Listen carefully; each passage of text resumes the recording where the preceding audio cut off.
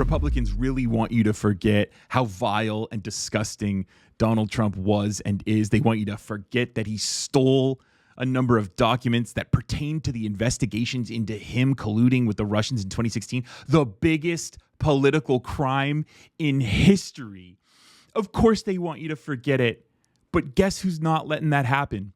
Democrats and Jamie Raskin. There are just three basic points that all Americans need to understand about Mr. Hur's report. Number one, the special counsel exonerates President Biden. The very first line of the report says it all, quote, "We conclude that no criminal charges are warranted in this matter. We would reach the same conclusion even if Department of Justice policy did not foreclose criminal charges against a sitting president." Second, the report establishes that President Biden offered complete and unhesitating cooperation with the special counsel's investigation. The Justice Department and the National Archives were proactively notified of the classified documents, and they were turned over. The president allowed the FBI to search his homes, and he sat for a voluntary interview for more than 5 hours on October 8th and October 9th, even as he was busy responding to Hamas's vicious terrorist attack in Israel. The report thus demonstrates President Biden's complete devotion to the rule of law and his respect for a fair and independent Department of Justice. President Biden did not assert executive privilege or claim absolute immunity for presidential crimes. He did not hide boxes of documents under his bed or in a bathtub. He did not fight investigators, nor did he seek to redact a single word of Mr. Hur's report. He consented to the search of numerous locations, including his homes, and he did everything he could to cooperate, not obstruct. Third, Special Counsel Hur repeatedly emphasizes that President Biden's conduct contrasts sharply with that of former President Trump. Hur observes that unlike President Biden, quote, "The allegations set forth in the indictment of Mr. Trump, if proven, would clearly establish not only Mr. Trump's willfulness, but also serious aggravating factors." He sets forth these points of difference in detail, quote, "Most notably, after being given multiple chances to return classified documents and avoid prosecution, Trump allegedly did the opposite. According to the indictment, he not only refused to return the documents for months, but he also obstructed justice by enlisting others to destroy evidence and then to lie about it," unquote. He returned only a portion of subpoenaed documents and deliberately withheld the rest. Unlike President Biden, Trump did not alert the National Archives or DOJ of the documents, nor did he turn over all the classified materials in his possession. He did not agree to sit down for a voluntary interview with the special counsel. He never consented to a search of his home. On the contrary, Trump suggested that his attorney hide or destroy evidence requested by the FBI and the grand jury. Trump carefully instructed his aide to move boxes of classified documents to hide them from the FBI.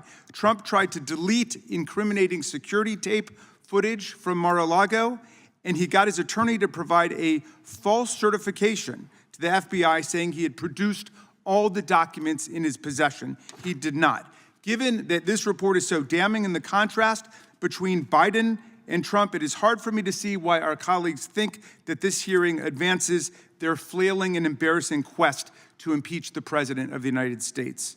What America sees today is evidence of one president who believes in the rule of law and works to protect it, and one who has nothing but contempt for the rule of law and acts solely in pursuit of his own constantly multiplying corrupt schemes. I yield back. Mr. Hur, your report starts with the line, "We conclude that no criminal charges are warranted in this matter."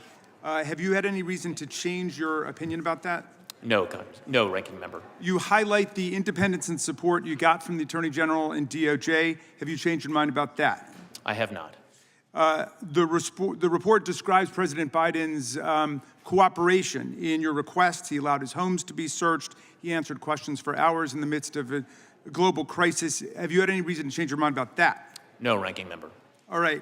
You also repeatedly contrast Biden's cooperation with the conduct of Donald Trump. You say, quote, "Most notably, after being given multiple chances to return classified documents and avoid prosecution, Mr. Trump allegedly did the opposite. According to the indictment, he not only refused to return the documents for many months, but he also obstructed justice by enlisting others to destroy evidence and then to lie about it."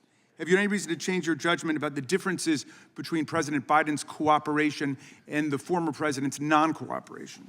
No, I continue to stand by those words in my report. With such a striking contrast, our colleagues have switched over from being impeachment investigators for constitutional high crimes and misdemeanors, which is how this whole thing started, to being amateur memory specialists, giving us their drive-by diagnoses of the President of the United States, whose soaring oratory, powerful historical analysis, and devastating extemporaneous repartee with even the most skilled ninja hecklers of the Freedom Caucus were on full display at the State of the Union address last week for the whole country to see.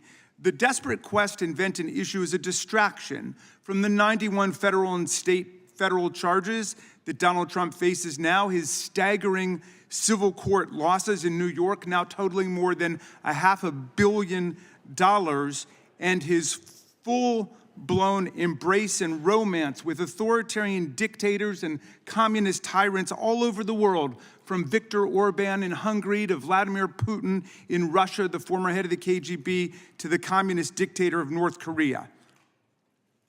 It's not, this, my friends, this is a memory test. But it's not a memory test for President Biden. It's a memory test for all of America. Do we remember fascism? Do we remember Nazism? Do we remember communism and totalitarianism? Have we completely forgotten the sacrifices of our parents and grandparents and prior generations?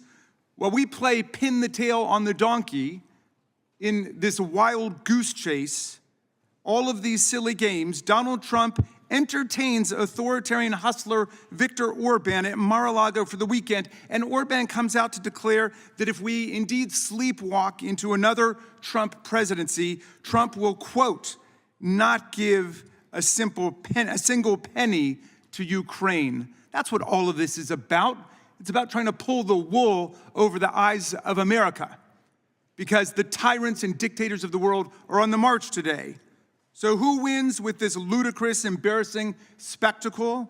Orban wins, Putin wins, Xi wins, the tyrants of the world win. They have one more reason to celebrate Donald Trump and his cult followers, who've completely lost their way. They're looking for high crimes and misdemeanors. Now they appoint themselves amateur memory specialists, and that's what they pounce on the President of the United States about. America faces a choice between democracy and tyranny. And the president laid it out at Valley Forge, and he laid it out in the State of the Union. Will America stand on the side of people struggling against fascist aggression? Will we stand with the people of Ukraine against Vladimir Putin, whose filthy war has meant the kidnapping of thousands of Ukrainian children, the murder, the slaughter of thousands of Ukrainian civilians, and the attack on an independent sovereign democracy? But we're not working on that today. We're not standing up for democracy and human rights and international law around the world. No, we're trying to play memory detectives, to parse the language of a president who the whole world got to see at the State of the Union address directly address the real questions of our time.